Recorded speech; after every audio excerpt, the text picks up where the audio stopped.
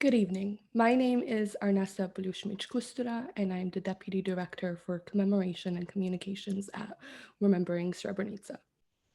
Welcome to our final webinar panel on Untold Killing, the new podcast from Remembering Srebrenica and Message Heard that tells the story of Srebrenica through the voices of survivors that survived the genocide, as well as the experts who have dedicated years of their life to ensuring justice.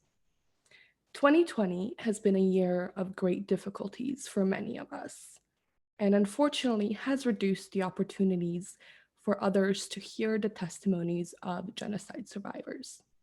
And thus, Untold Killing was created by Remembering Srebrenica and Message Heard, providing the opportunity for people from all over the United Kingdom, as well as the world, to hear survivors' stories. Tonight, we will be speaking to several important people who have played a huge role in the creation of this podcast.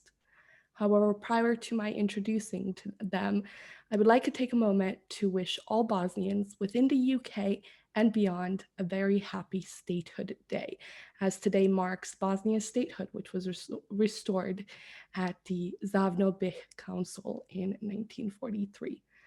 Happy Statehood Day, and we wish you, on behalf of Remembering Srebrenica, we wish you all a very happy holiday.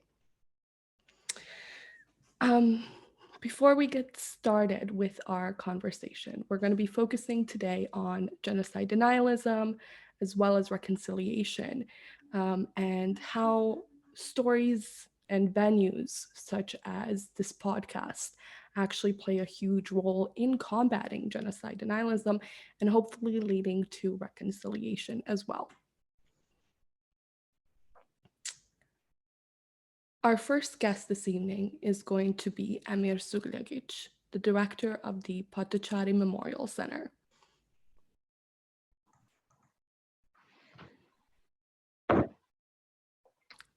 Thank you, Emir, for joining us. Tonight, we also have Dr. David Pettigrew, a renowned academic and expert on the Bosnian genocide. And with us is also Jake Warren, the CEO of Message Heard.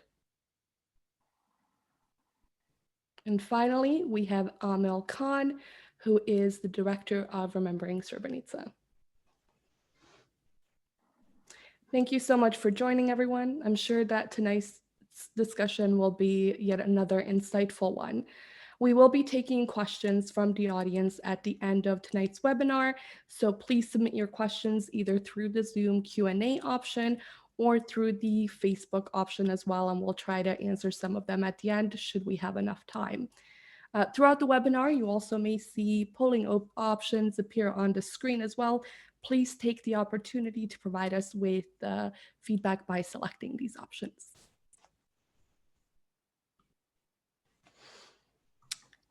Thank you all so much for being here with us tonight. As I mentioned at the start, this podcast was really created as a venue and a vehicle for storytelling.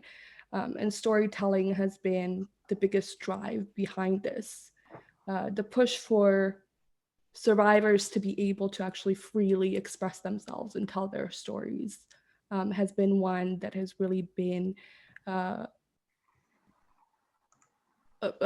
pinnacle of a lot of people's work, particularly in the case of our guest, Emir Sugljagic. As the director of the Memorial Center, he has really led the charge on a lot of projects that have upheld the testimony and the importance of survivor stories. Emir, as a survivor and the director of the Memorial Center, you are obviously very directly linked to Srebrenica, not just in terms of the genocide, but also in terms of the town itself.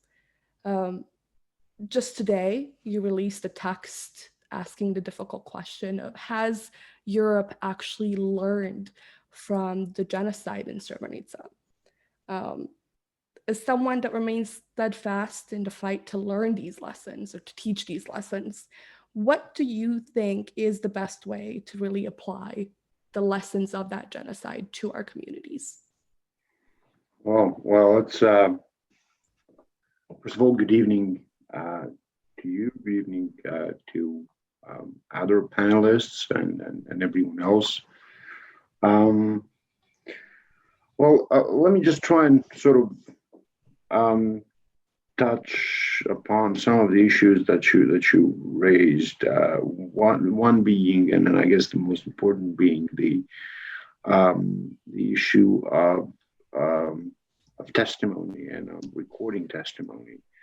Um, Around this time last year, actually a little earlier last year, as I was uh, preparing to take this job, um, one of the few surviving witnesses of one of uh, the several mass executions that took place in July 1995 died. He died of natural causes, but what it made me realize and what it made me think back then was that we were actually going to lose um, important witnesses, that we were going to lose, and with them we were going to lose parts of history, and that for every one person who actually did testify, another 10 did not testify because regardless of what they had survived and regardless of what they had to say, what their story had been, not everyone's story was useful in terms of judicial action. Not everyone's story was could actually be used to send someone to prison, which is most of what we know now. Most of what we know about Srebrenica is actually the result of proceedings, of judicial proceedings, either for international or national courts. And for the sort of wider, if you will, historical picture to be formed, we needed to begin recording testimony. We needed to try and salvage a little bit of the culture that has actually, or microculture, if you want, if you will, that had actually existed in Eastern Bosnia before 1992. And we did sort of two kind of big things for us. I mean, one was really big when we started out. The other is equally important, but we have grown in the meantime. So what we did, well, the first thing that we wanted to do is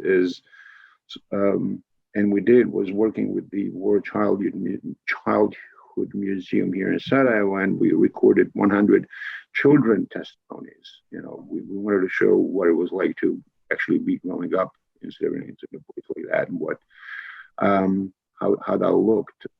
What traumas did that entail? We keep forgetting how traumatized a lot of us are, most of us, if not all. And we also wanted to sort of put a face on the future of Srebrenica and the future of memory of Srebrenica. So we sought out young men and women who were more or less educated, who were were actually functioning members of this society.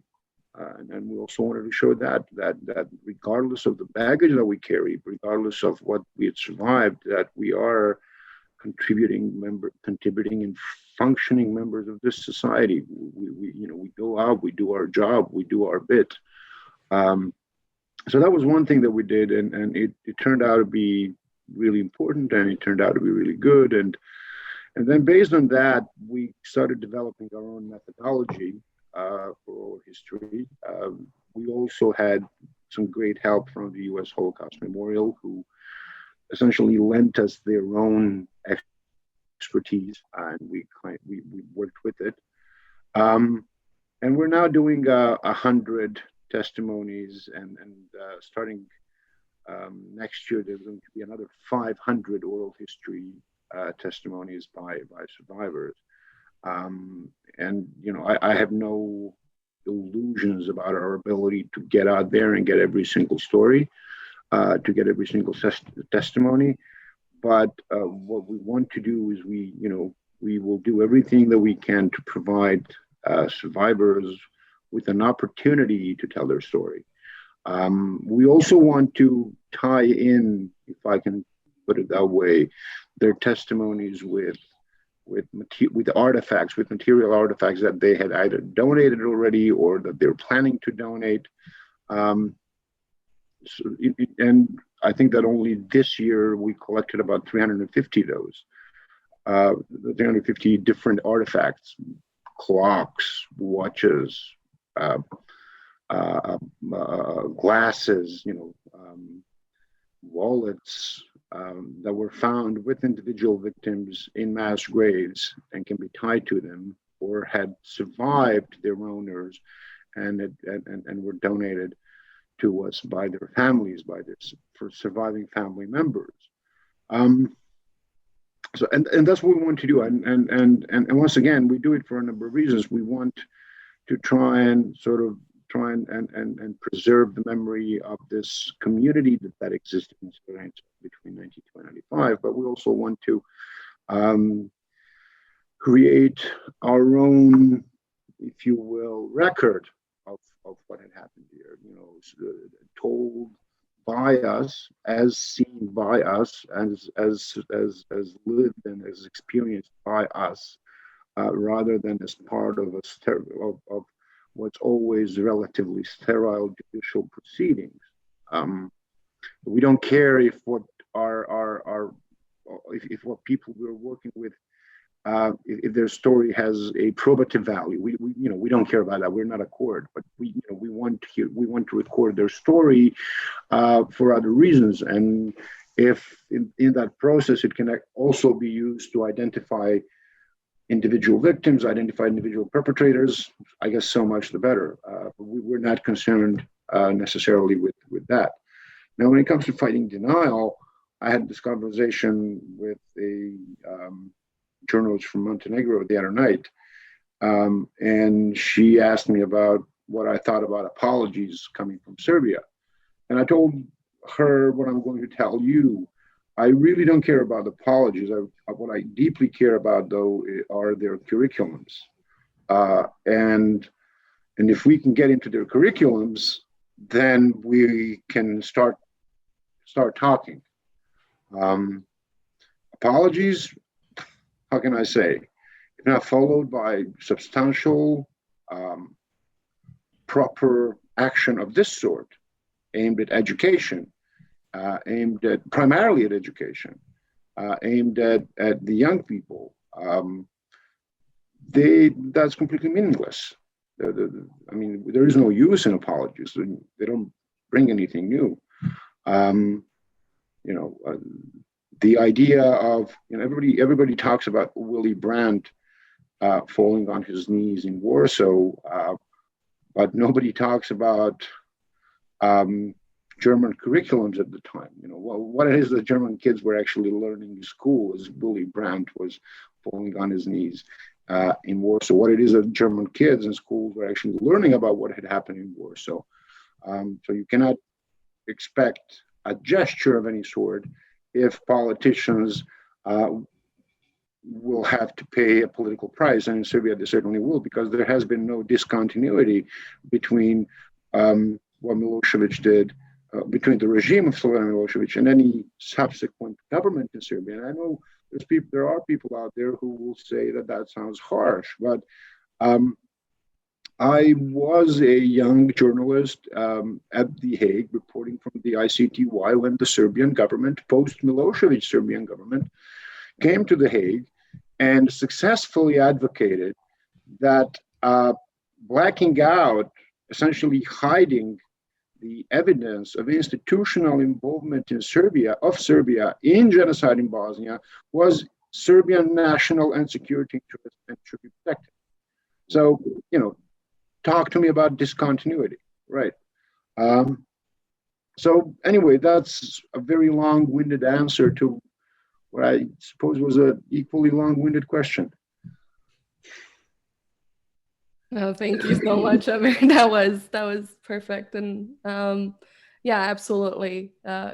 Ownership of stories is immensely important. Everybody should be able to tell their story the way they need it to be told, not in that sort of sanitized, legally acceptable way. And speaking of storytelling, obviously we come back to the podcast, and Jake, being the CEO of Message Heard, is actually probably the only person on this planet that doesn't have a sort of intimate connection to Bosnia and to Srebrenica. So, Jake, I really wanted to basically have you discuss a little bit about the journey that got you to actually make that decision. Why the genocide in Bosnia? Why Srebrenica, of all the stories to tell? Goodness, a hard question, and again, hopefully an answer which might do it some justice. And I think it's probably a mixture of both personal and professional, right? So on a personal level, not to conflate the two things, because of course they should be entirely separately, but my grandfather actually was the only person that survived in his family the Holocaust. And so growing up with him, when I was a young person, and we kind of touched on it in the podcast where Alex sort of says in one of the episodes that actually a genocide doesn't end with the act, after the act, it stays forever. And with Bosnia in particular, it's one thing that probably to my shame, I knew sort of about Srebrenica. I could tell you maybe that I knew something horrible went on, and that there was a killing, and that there was, perhaps even the word genocide I had heard associated with it. But actually here was something that happened in my lifetime, within living memory for me, and I'm 30 years old, that happened in the heart of Europe. And I couldn't really tell you anything about it. And I kind of felt that actually what we want to do as a business of Message Heard is we want to be at the forefront of telling those hard, difficult stories, but also that they are meaningful and they have purpose to it. Because the kind of power of podcasting, which I really believe in, and I believe it not just as a vehicle for storytelling, but as a vehicle for communication, is its ability to really tell stories in a way that connects. And I think that for us, the kind of desire to do something and work with, remembering Srebrenica to do something on the Srebrenica genocide, it really stems from the fact that actually not enough people know about it. And how can you do it in a way which doesn't just speak to the people that, like yourselves, who are already very much and deeply engaged with the subject matter? How could we create something that would be appealing to those masses, those generalist listeners of podcasts, in a way that they were going to become, wow, I can't believe I didn't know about that. And I think it's kind of that trying to apply the tenets of, when the BBC started, right? It was kind of educate, inform, entertain. Now, entertain is probably not the right word, because this is not something that is joyful, but entertain in the sense that actually it's something that's going to grip you and it's going to make you think, my God, why didn't I know about that? I must know more. And I think for us, it was to try and hopefully walk this tightrope, which, as you kind of touched on before, it's not us telling the story of Srebrenica. What we wanted to do was to amplify the voices and those people who have been through it to actually tell their story in their own words. And that's what podcasting gives you a vehicle to do. Our job was to try and put that into a style, a format, and a series, right, that would be appealing to as many people as possible. And I hope we've kind of managed to traverse that tightrope, because it's something where you don't want to feel like you're being exploitative in the stories that you're telling of people's grief and people's trauma. And actually, it's also not your job to sanitize it either, to do it in a way which would diminish the horrible acts that happened. But ultimately, what I hope is that we created something that, yes, it is emotional. Yes, it's an experience to listen to it and to listen to these people tell their stories in their own words.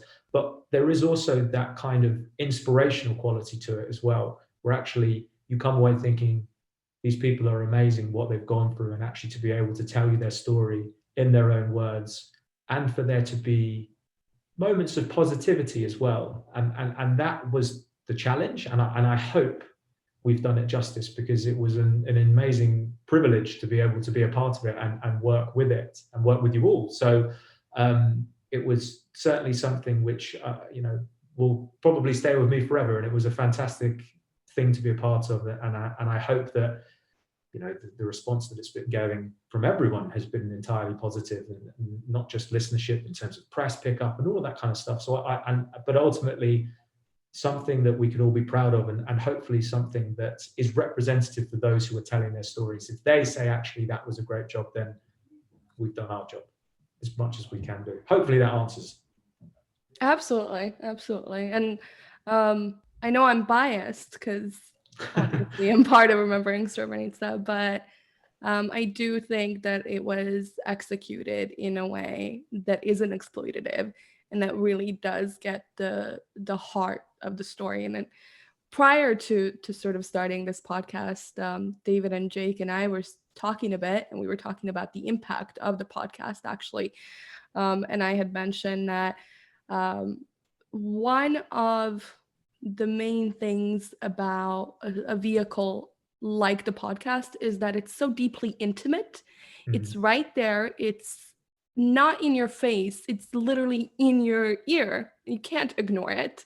And that is a really direct way to succumb to this sort of horrifying, harrowing event that actually happened on European soil within our lifetime.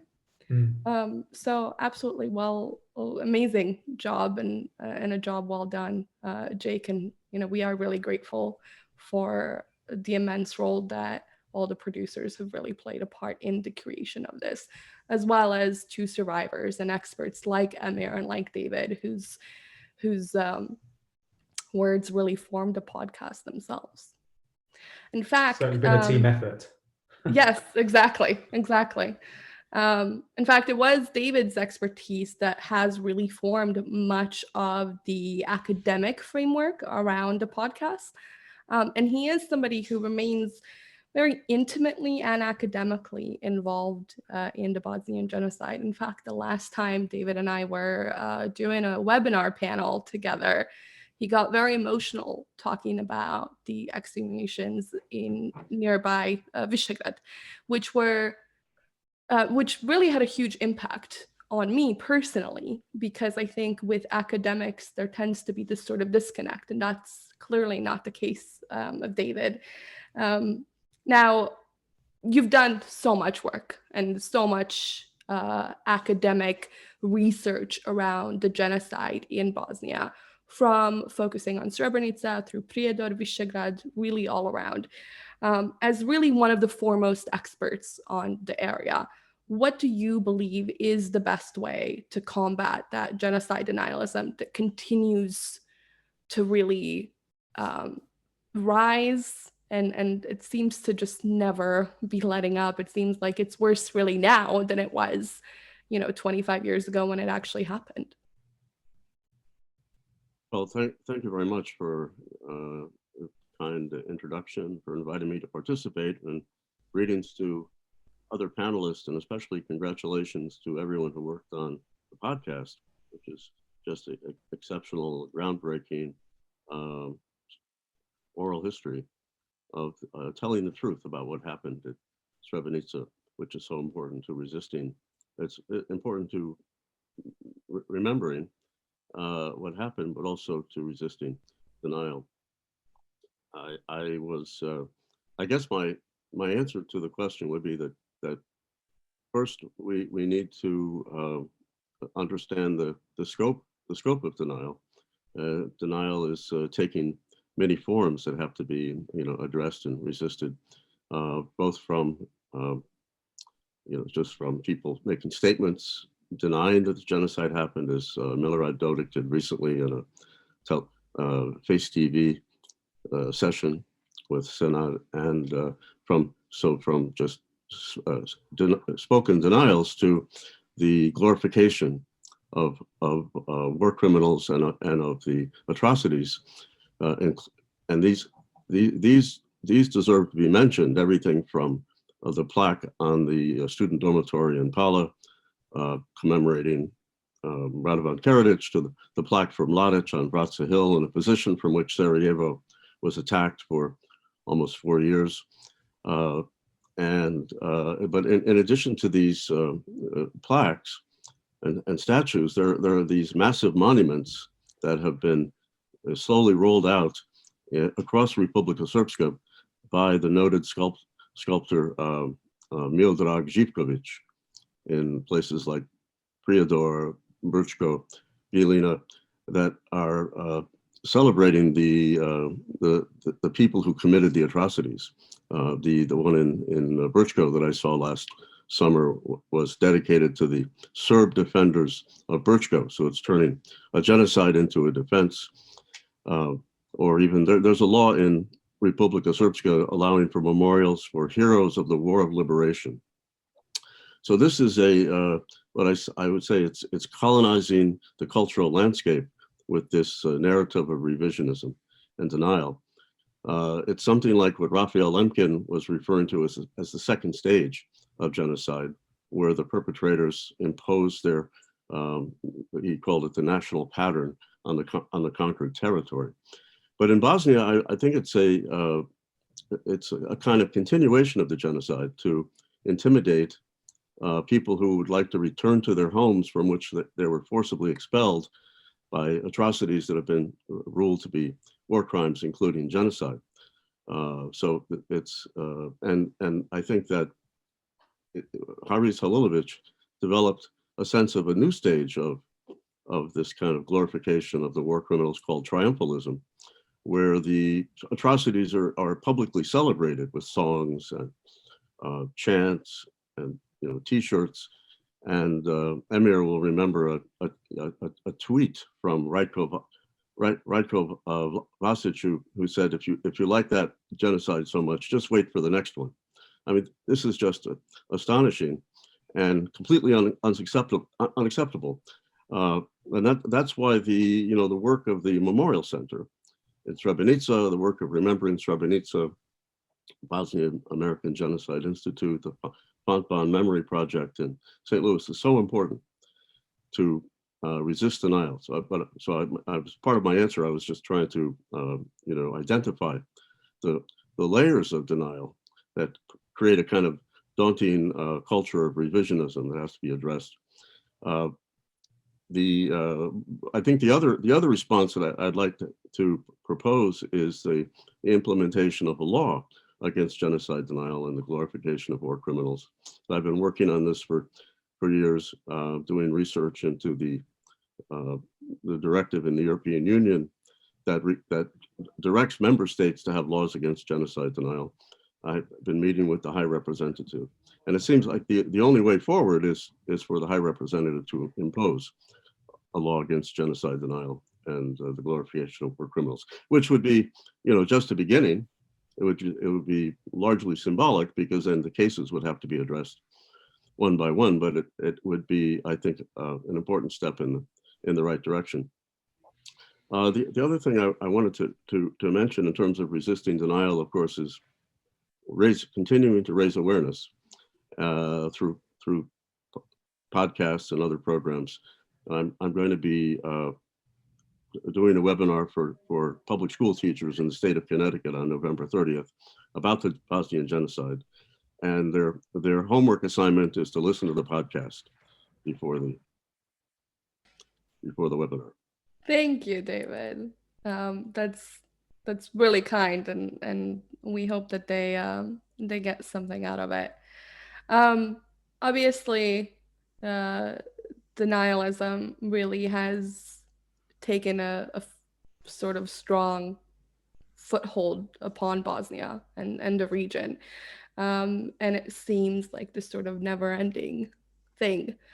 So organizations like the Srebrenica Memorial Center and like Remembering Srebrenica UK really serve to push against the current narrative, particularly from the Serbian ethno-nationalism side, that is continuing to get more pervasive. It is sort of breaking into the mainstream in many ways.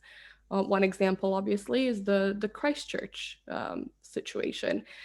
So I'm going to direct my question actually to our director, Amil Khan.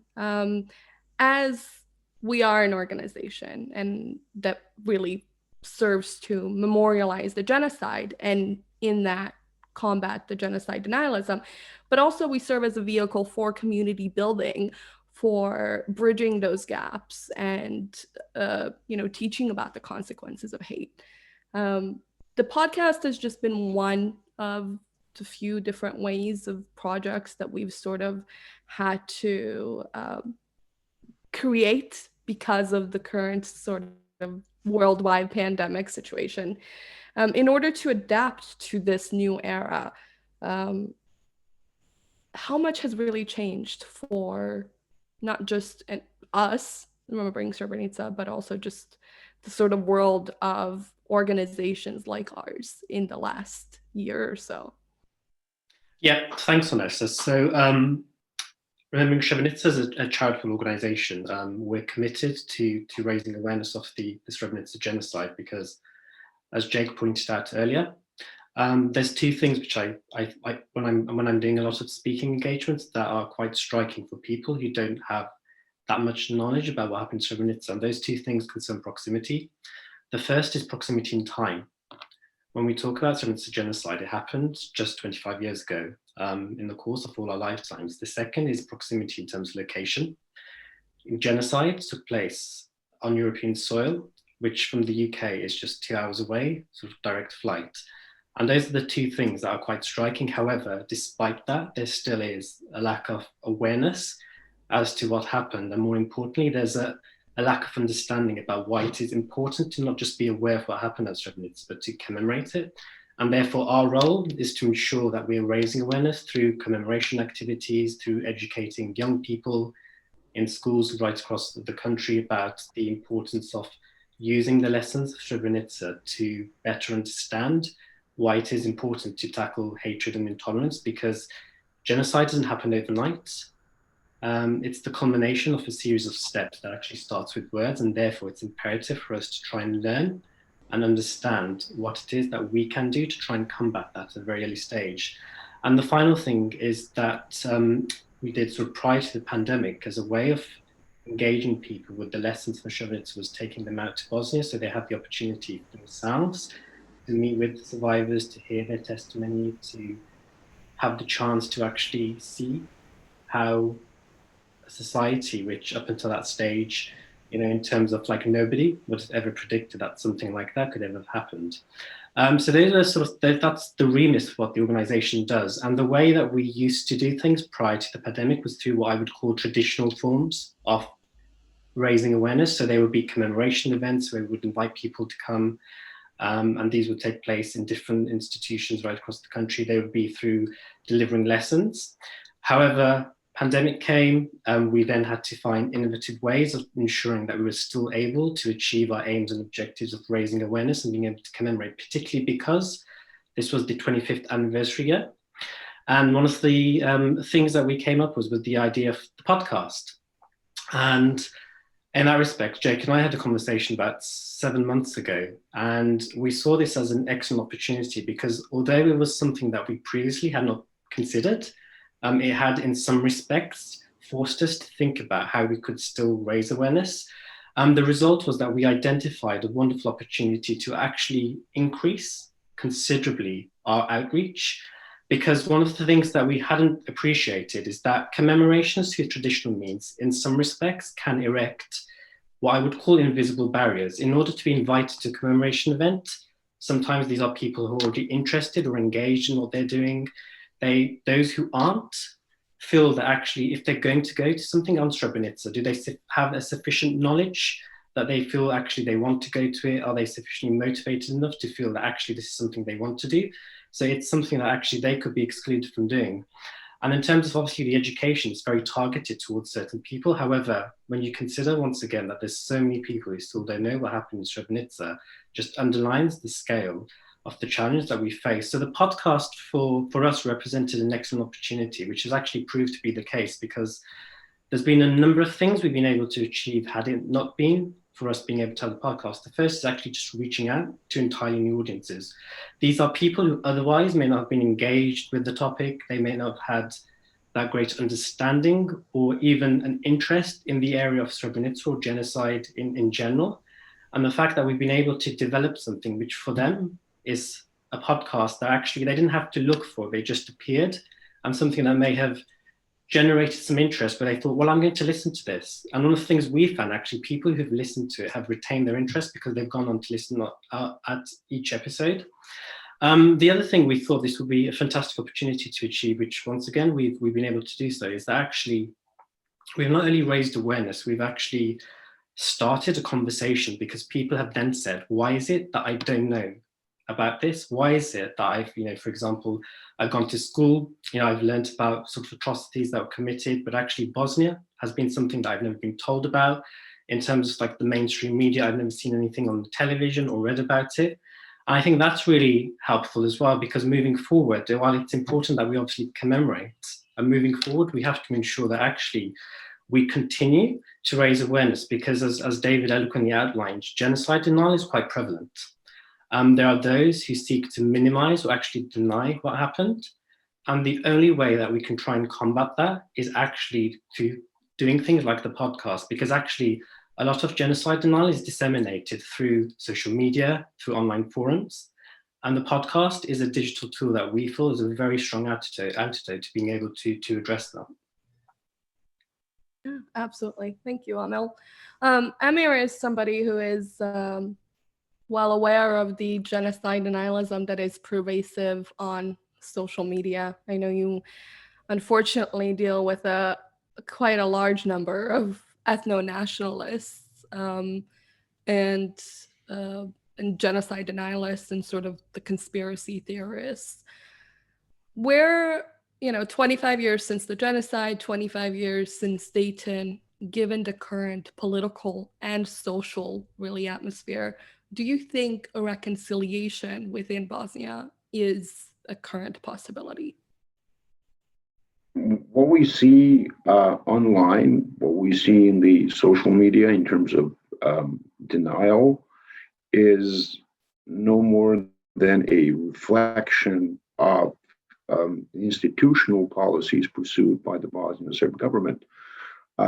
We all know how much money the Dodik administration, if you want to call it, or regime, has spent, and I'm talking about taxpayers' buck here, has spent towards the purposes of genocide denial exclusively. The entire organizations have been set up, such as the so-called historical project Srebrenica, and then a number of others that had existed before. And there's an entire ecosystem of organizations that pretend to be civil society organizations and acting from within the space of civil society that are dedicated solely to denying what happened in Bosnia and in Srebrenica between 92 and 95. And once again, the denial includes the siege of Sarajevo, it includes the camps of Prijedor, it includes rape camp, you name it, they have a bullet point to explain to you why that actually didn't happen the way that the record actually shows it has happened. And it's not going to stop until the government actually stops doing that, until the media owned by the government stop perpetuating that. And the tragedy of the David mentioned the interview that Milorad Dodik had last weekend with a Sarajevo-based media outlet. And the tragedy of that interview was that he was allowed to spew lies, blatant, groundless lies for 10 minutes without anybody turning towards the camera and saying, people, you should just know that this is a bunch of lies, because these are the basic facts about what, established about Srebrenica so far. I mean, the US media actually decided to cut off a press conference by the US president because he was telling stuff that he couldn't back up with evidence. So I don't know why Milorad Dodik would be exempt from that, and why he would be. And I've actually looked at YouTube. 450,000 people had actually seen that interview at that time that I went to see what the statistics are. So 450,000 people. It's amazing that the damage that was wrought through what's basically journalistic irresponsibility and unprofessionalism. And we cannot, we can have a debate about Srebrenica. That's not the issue, but we cannot have a debate about Srebrenica where we actually debate the facts. We don't debate the fact. A high school debate is based on the principle of facts being accepted as part of the debate as the first step for any debate, right?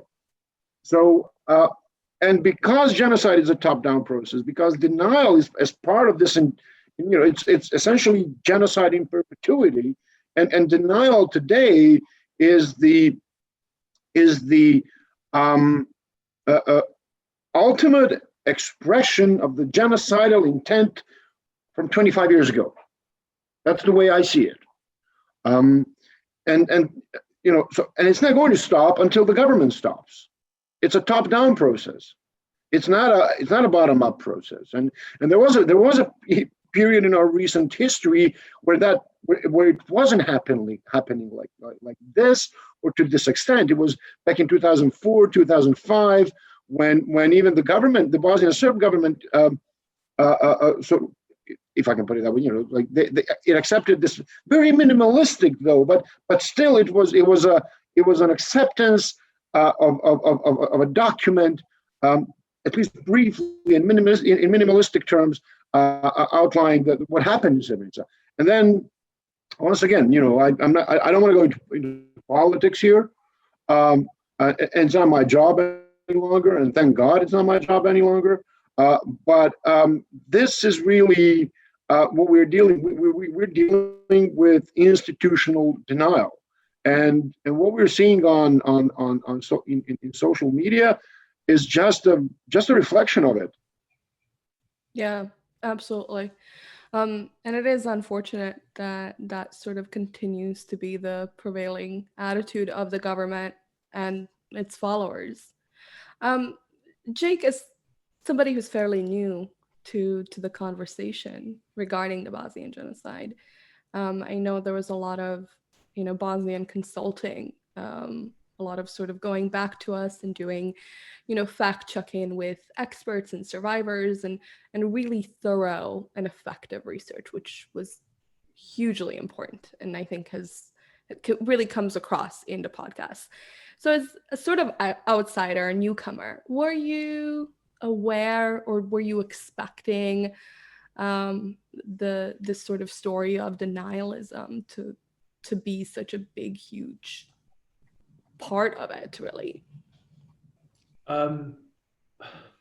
Well, so firstly, the first part of that, which is, yes, there was a lot of working, very closely with Remembering Srebrenica and others, and that was really important to us because, as I kind of alluded to before, I certainly felt that it wasn't our job to tell the story on behalf of those who went through it. We wanted to work so that people had the agency to tell their own stories. And a big part of that, like when you want to tell any story, is the qualification. Why are we the right people to tell this story? So Aleksandra Bilić, for instance, who's the host, we wanted to find someone, other than the fact that she has a fantastic voice and really is great at doing audio stuff, we wanted to find someone who was Bosnian or from the Bosnian diaspora, someone who, again, within sort of living memory, would either be directly or secondhandly affected in terms of her family to be that conduit to the story, because it gave a better qualification in terms of who gets to tell that story. Because, as I've learned, it's even still a deeply political thing within Bosnia and outside of who even gets permission to tell their own stories. So that was one thing which I think was really important to us. And the second thing around denialism, unfortunately, I've worked as a journalist for quite a few years and dealt with quite sensitive stuff. And unfortunately, the norm is that there's denialism in everything nowadays. Conspiracy theories and just outright lies are not going to go away anytime soon. But the best way that you can combat that is by telling the truth and telling it well, I think. So I was kind of prepared, and I did understand that there would be a level of certain people are going to say, actually, this isn't true. But I think the way that I kind of think about that, and again, I hope we kind of got it across in the podcast, is, with the internet at our fingers now, knowledge, information is accessible forever and a day. You can read until you go, blue in the face, everything. But if you want to understand something, often that has to be experiential and immersive. Now, short of actually being able to go to Srebrenica and kind of meet people and actually take it in person, being able to tell those people's stories in hopefully what is quite an immersive way is about the second best way that you can do it if you want to try and understand something.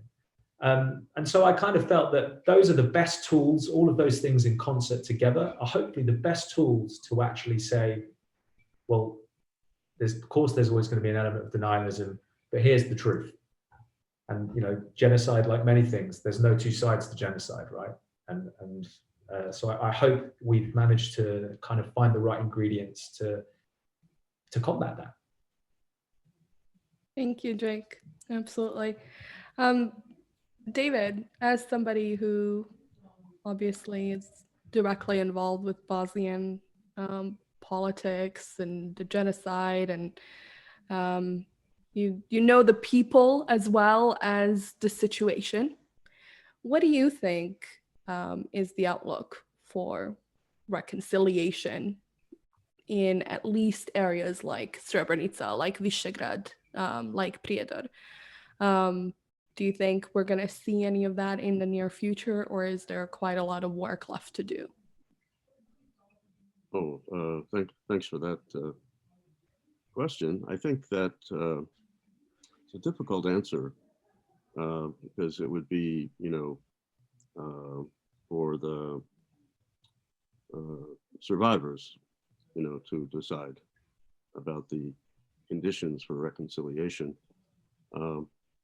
I think that there's a lot of work to be done in the sense that, in addition to the revisionist or denialist narrative that's perpetrated in Republika Srpska, there's also a concerted attempt, usually successful, to suppress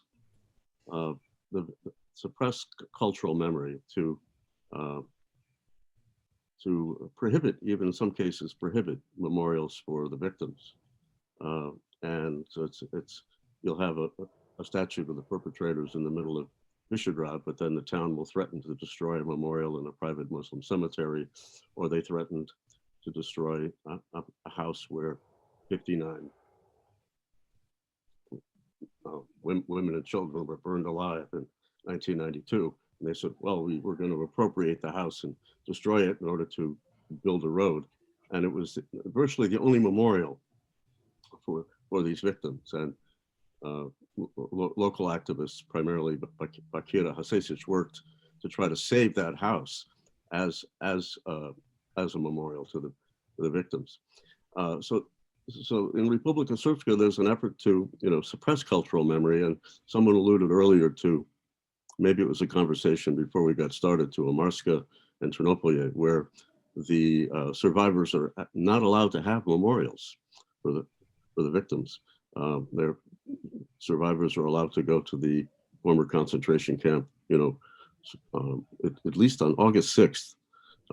And even on that day, only for a matter of about 6 hours. And I recall while we were there, we were surrounded by guards in foreboding black uniforms that I thought would be re-traumatizing for the survivors. It frankly didn't seem appropriate. So I think I was thinking of if I could have two quick thoughts about that question. For reconciliation, though, would be to allow for memorial centers in Republika Srpska, similar to the Srebrenica Memorial Center, which was created by, several decisions by 4 high representatives over the course of 7 years. They created a space called national lands within Republika Srpska.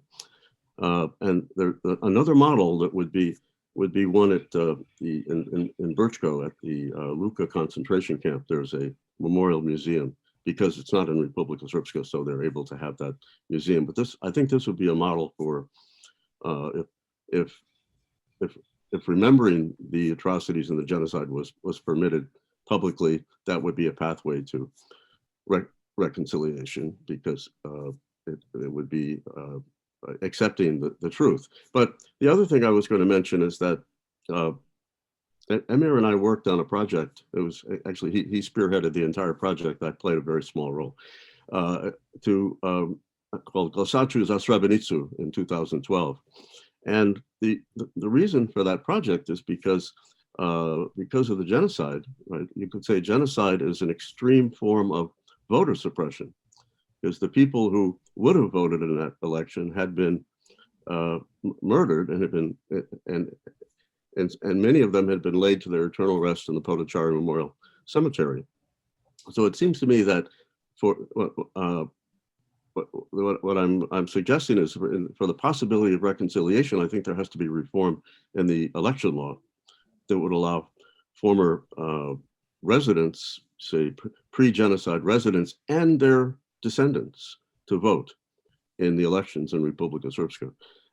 And I was advocating for this reform in the election law leading up to this election in Srebrenica. I don't think there was anything that came of it, but one can see the possible outcome of that. So I think reforming the election law could be a step in that direction, allowing people who have been disenfranchised and allowing people and their descendants who have been disenfranchised, if that makes sense, to vote. Absolutely. To vote for those who cannot vote. Absolutely. And hopefully we will see some concrete results from all the efforts that I know many in Srebrenica and other areas are trying to push through. One last question, and then we do have a few different questions from our audience, both on Facebook and within the webinar. So actually, Amil, I wanted to ask you, what do you think in terms of really the UK context? What do you think this podcast will play, have the impact basically of combating genocide denialism, but also educating the UK public really about what our ultimate mission is, which is to teach about the consequences of hatred? Yes, I think it will have quite a powerful impact, because sometimes it can be very difficult to explain why it is we do the sort of things we do. And I mean, just to put it like this, is that sometimes we talk about Srebrenica, for many people it can feel like something that's quite abstract. You talk about figures, you talk about a narrative as to what happened. When you listen to a podcast, that's not a number, that's a person. When you listen to his voice or her voice, that person who has a name, you're able to actually empathize at a level which sometimes is very difficult to try and convey when you're convincing people about the importance of commemorating, why it's important to raise awareness. So the one thing I think it will do, it will have such a powerful impact, because the one thing that we've seen from the work that we've done in the last 7 years is when people have the opportunity to hear testimony from survivors, it leaves an indelible mark upon them that lasts, because they come away feeling enormously inspired by the people that they've heard from and the resilience and the strength and the courage that they have, but B, the question they say is, what can I do to be their voice? They've had the opportunity to listen to that voice, and they say, what can I do to amplify it and make sure that actually those stories are being shared? So the one thing that we do hope at Remembering Srebrenica is actually it will start that process where more and more people who have the opportunity to hear the testimony will say, what can I do? What can I do to raise awareness? What can I do to commemorate? What can I do to amplify the voices I've heard in that podcast? And we hope in that sense that it will actually equip them with almost the obligation and the responsibility to actually say that there is something that they can do, and that there's something that they can do to be proactive to ensure that actually they raise awareness, that they commemorate, that they do some work in their own communities to use the lessons from Srebrenica to tackle hatred and intolerance. Absolutely. Thank you so much. And thank you all for really indulging me in this conversation and answering all my questions so thoughtfully, and particularly in the case of Emir, with so much passion. We are getting quite a few questions, so I'm going to start with, actually, I think this one might be directed at either Jake or Amil, since both of you are technically the co-producers of the podcast. People would like to know, will the stories in the Untold Killing podcast actually be captured in book form? Yeah, I'll go first, and I'll sort of hand over to Jake. I think, I mean, the one thing I will say, and not just in relation to this question, but also in terms of like what we plan to do after the podcast, is that when we initially came up with the idea, we thought it'd be good to have what it is that we came up with. But I think as a result of the impact it's had, and as a result of the overwhelming like feedback we've received, we are certainly exploring like options to build upon this moving forward for next year and beyond. Wonderful. Yeah, just to add to that, I think, the final episode's out tomorrow, right? And we've just been focusing on actually making sure that that's ready and good to go. So, but I think, as Amil says, there clearly it's resonated with people beyond people that had already been engaged, which is fantastic to see. And that's the first step. And if there are other mediums that are going to help spread that awareness and also engage other communities and other people, I think, that's certainly something that feels worth pursuing, right? Absolutely. And I would add, just to those who aren't aware, several people who have been featured in the podcast, such as Emir himself, as well as Hasan Hasanovic, do have books out already. And so I think people like Yasmin and Nejad are also working on their own books. So please, listen and read stories by survivors. Their first-person narratives are extremely powerful. So if you have a moment, Google those books and seek them out. I'm not sure who wants to take this next question, because it is a bit political and it is a bit difficult one. What is your view on the prospect of legally canceling the autonomy of the smaller Bosnian entity, aka Republika Srpska? Is it possible? Will it ever happen? If not, genocide will be awarded for the very first time in history.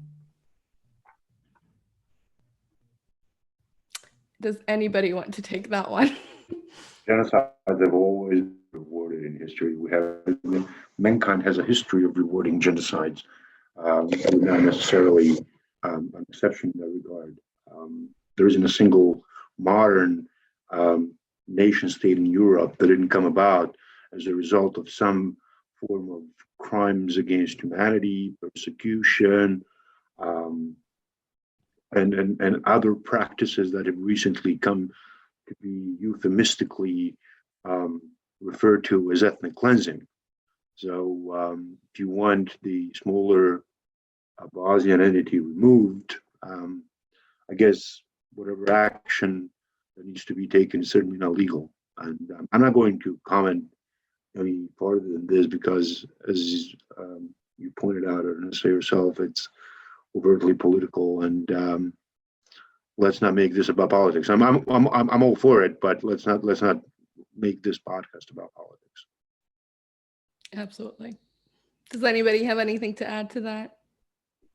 I would just add to what Emir was saying, that I think that's a vision for the future, for a just future, would involve a number of the kinds of things we were talking about: the freedom of memorialization and laws against genocide denial and the glorification of war criminals. But also, I think constitutional reform is that would address the situation. The outcome of that constitutional reform would remain to be seen, but I think it's a topic that can take place, discussion that has to take place. But also, I think as part of this orchestrated effort to move Bosnia towards membership in the EU and in NATO, I think that membership in the EU and NATO would make a discussion about constitutional reform more possible. But I agree with the questioner that it's necessary. Thank you so much. Now, I think we do have quite a few more questions, but I think we're just going to end it with just two more. The person who submitted this question states, I've been reading about little known heroes such as Aristides de Sousa Mendes and John Rabe, who risked their lives to save innocent lives of people who were on the other side. What is your position on sharing similar stories of ethnic Serbs who lost their lives to save Bosnian Muslims during the Bosnian War? How common and documented are such stories? And do you think that such stories help or hurt the overall effort of bringing justice to those situations? That's a really difficult question. But I do know that people like Srdjan Aleksić, for example, who did exactly what this person said, are pretty well known, and talked about. David and Amir, I don't know if you want to add anything to that. I've heard of anecdotal evidence in about similar things happening in 1992, but and I've heard about it happening in small places like my hometown of Bratunac, but I am yet to encounter anyone who would be willing to put that on the record. Now, a number of people, what you would call ordinary people, have testified in court under oath about the process of reburial, essentially removal of evidence of mass murder, of genocide. But none of these individuals have been willing to actually talk outside the court. So if there are such, how can I say, stories out there, we're yet to encounter them and to record them. So far, the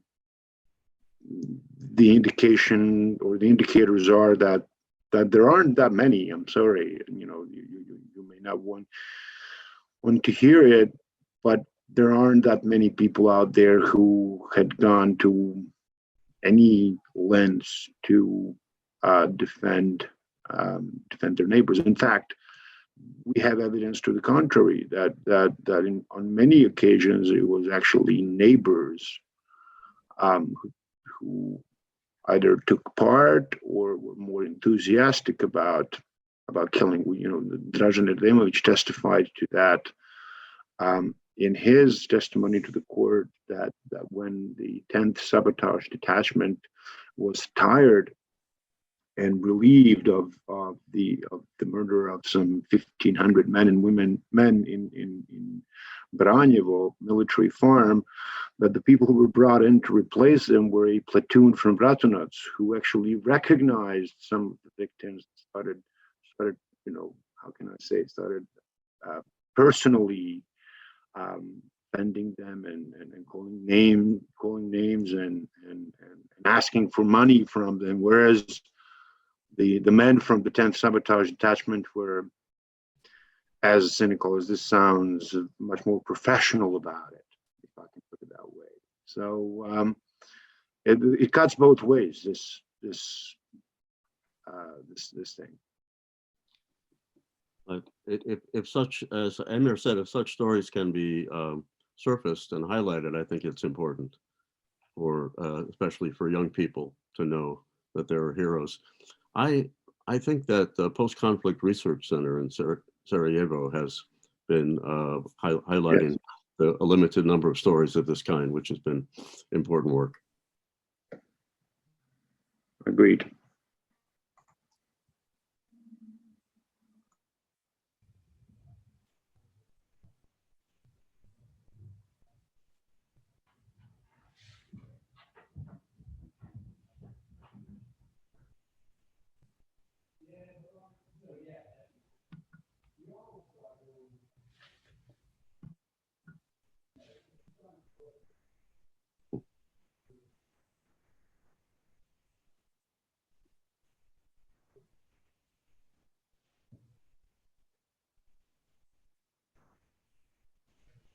Yeah, I can't hear. Yeah, can't hear you, honestly.